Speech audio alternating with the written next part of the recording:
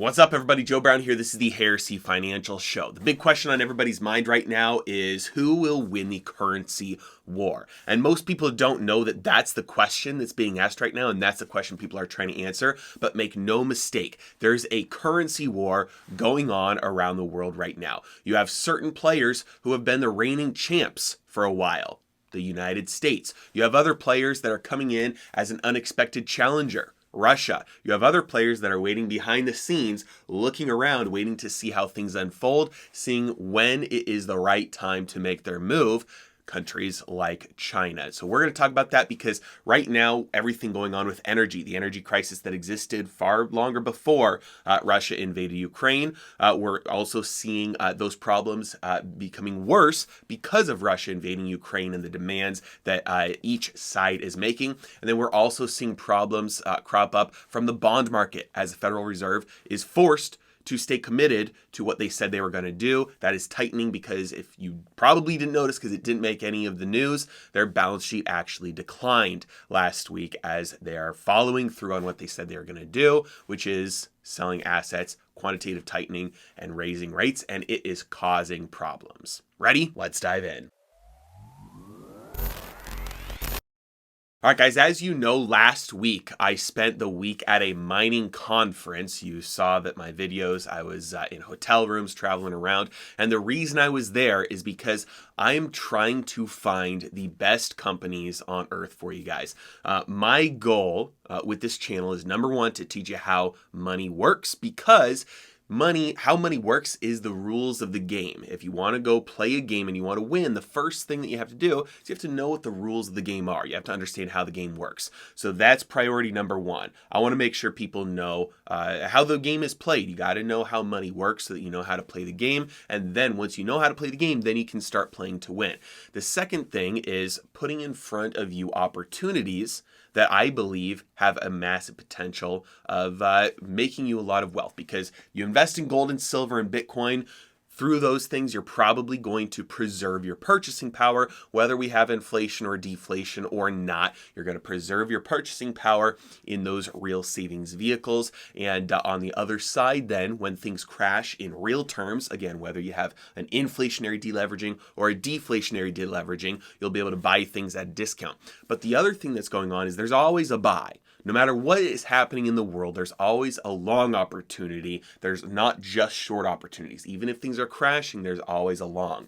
And that's the thing that I really want to start bringing attention to right now, because there are some opportunities that I believe are not just good opportunities to preserve your purchasing power, but to massively increase purchasing power.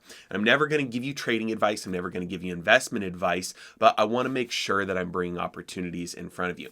Now, if you remember, it was a week or two ago, I did a sponsored video for a company called Blue Lagoon, and at the time I told you I did not own the stock. And right now this is not sponsored. They're not paying me to say any of this, but I wanted to update you because my position has changed in the company. And Blue Lagoon here, as you can see, Blue Lagoon, I own it now. So I wanted to update you on that, because when I made my last video, I told you I didn't own it. And so you'll probably start to hear other people start to talk about this stock soon, because it's actually a pretty big deal. And the more I looked into it, even after the video that I did for you, I decided to put together a position on this company.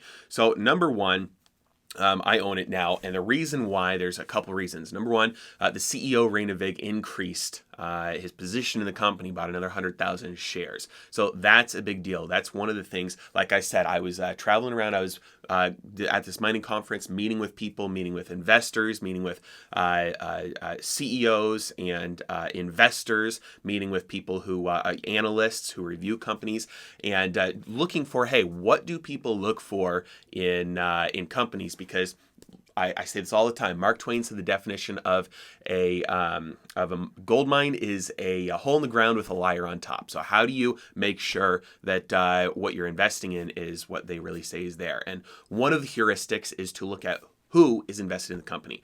Insiders. Are insiders increasing their positions, or are they decreasing their positions? So that was a little green flag for me here.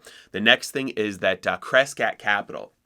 They're well known for being, for doing their due diligence and knowing the companies that they're getting into, making very good decisions. And Crescat Capital just increased their position in this company, Blue Lagoon. They led a $5.7 million financing round, so that is a big deal as well. And through their, the main guy here that they use here is Dr. Quinton Hennig, and his name over the last week, for me, the more people I talked to, the more I heard his name, that, hey, if his eyeballs are on something and he's saying, hey, this is a good thing, lots of people are going to follow his word. He knows what he's talking about. In fact, it's not just a lot of, regular people. Even Eric Sprott, who is, probably the most well-known name in making good decisions in terms of picking out gold mining companies, he relies on Dr. Quinton Hennig. And so all that together, I wanted to just give you guys an update. Again, not sponsored. I do own the stock now, and those are the reasons why. Again, it's not investment advice. Okay,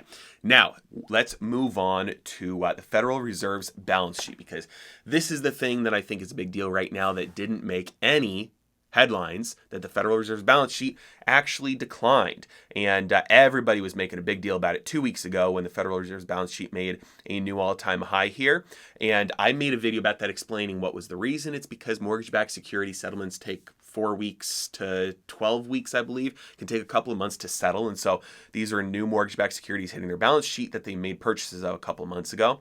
And subsequently, this last week on last Thursday, their balance sheet declined. And this was a big, significant decline, bring it back down to the level that it was at before a couple of weeks ago.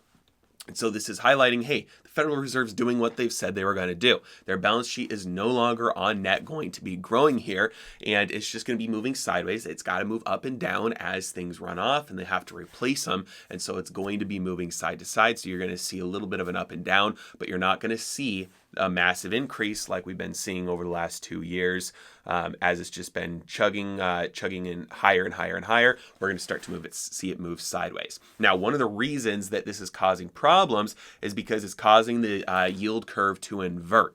Now, a lot of the treasuries that the Federal Reserve owns are at the short end of the curve.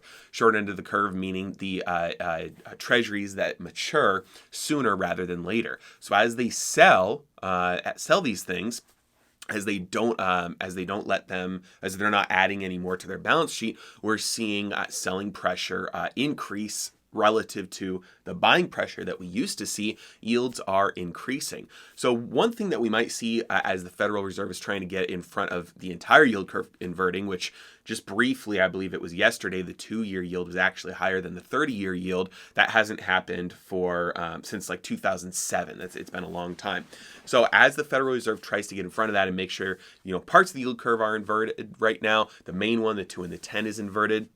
But they don't want the entire thing to be inverted. They don't want the whole slope to just be down like that. It's a bad look. So they might engage in a little bit of an under the radar operation twist, where as much as they can, selling, getting rid of the longer end of the curve off their balance sheet and buying the short end of the curve to replace it. Hopefully, in their mind, that would stop the yield curve from being as inverted as it is.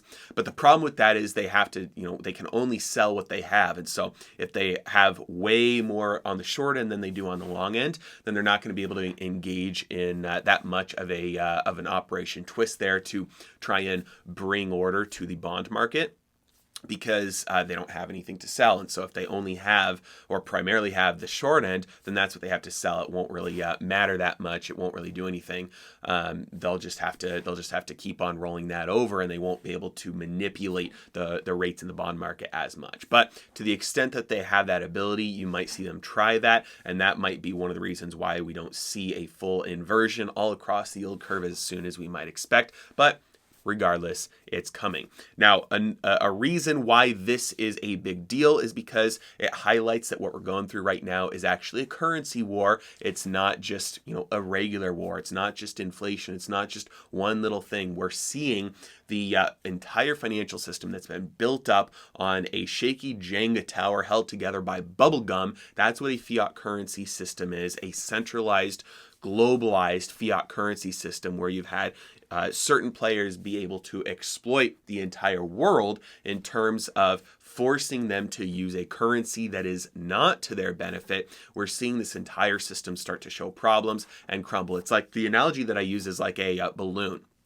If you're forcing air into a balloon and it starts to blow up, at some point it's going to pop, right? So you're going to get a little hole pop up over here, little hole pop up over here, and that would, with the same amount of air rushing in, that would cause that balloon to deflate. And so in order to stop that balloon from deflating, they're trying to just pump more air in to make up for the air that's escaping out of the holes to keep it inflated. But all that extra air pressure is causing more and more holes to pop up everywhere. Eventually, the entire thing ruptures and you don't have any balloon at all. And that air doesn't, cause any pressure, doesn't cause any effect whatsoever. That's kind of what we're seeing right now when you have a centrally planned global fiat monetary system.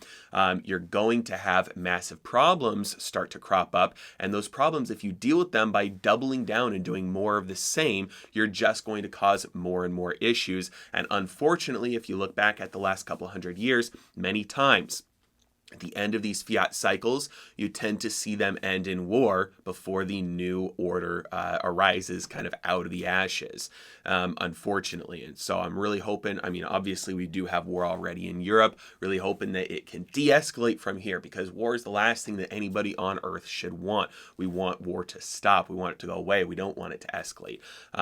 We'll see. Now, speaking of war, we're also seeing that Russia has kind of backed off so far of its demand to get rubles for natural gas from countries in Europe. And this was something that they said by April 1st. They were going to say you are no longer going to get any natural gas unless you pay in rubles. And because of this, we saw the ruble actually is back up to almost where it was before all the sanctions hit.